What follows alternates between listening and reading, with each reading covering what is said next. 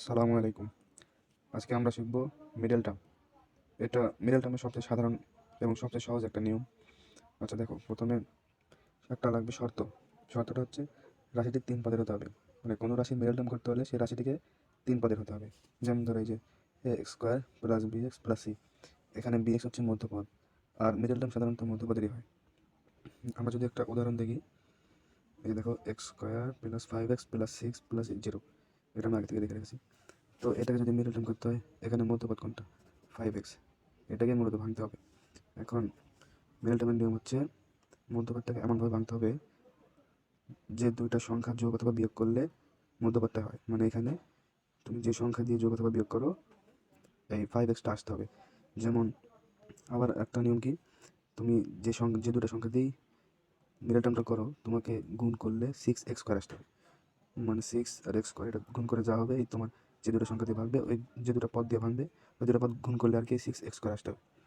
তো এখন দেখো, আমি যদি এটাকে ভাঙি তাহলে দেখো x² প্লাস কী দিয়ে ভাঙা যায় একবার বলো?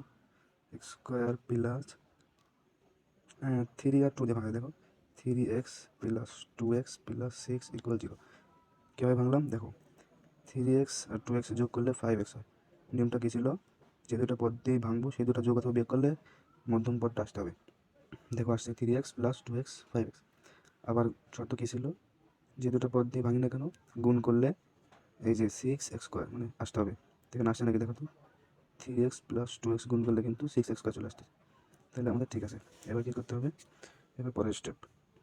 এবার আমাদের 4টা পদ হয়ে গেছে। এখন প্রথম দুটো থেকে যা কমন যা নেওয়া যায় সেটা কমন নিতে হবে। দেখো এখানে কী কমন যায়? এক্স।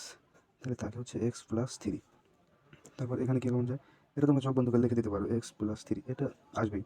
এখন এটা থেকে কী কমন নিলে এটা হয়? দেখো এখানে যদি আমি 2 নেই, তাহলে দেখো 2x, এখানে 2x প্লাস 3 2 6, এখানে 6 আসতেছে ইকুয়াল 0। এরপরে কী লিখতে হবে আমাদের? এবার যে কমন দুটো নিয়েছো সেটা লিখবা। তারপরে যে দুটো বাকি আছে আর কি, x+2 ইকুয়াল 0। এবার সমানভাবে এটা তো তোমরা সবাই পারো, x+3 ইকুয়াল 0 মানে দুইটা পদের গুণফল ইকুয়াল 0 হলে মানে প্রত্যেকটার ইকুয়াল হচ্ছে 0। তো লিখতে পারো x+3 ইকুয়াল 0। আবার অথবা লিখতে পারো x+2 ইকুয়াল 0। এবার তো তোমরা সবাই পারবা। x ইকুয়াল 3 এর পাশে যায় -3, এখানে x ইকুয়াল 2 এর পাশে যায় -2। এটা হয়ে গেল। তাহলে x এর মান কত আসলো? -3 -2।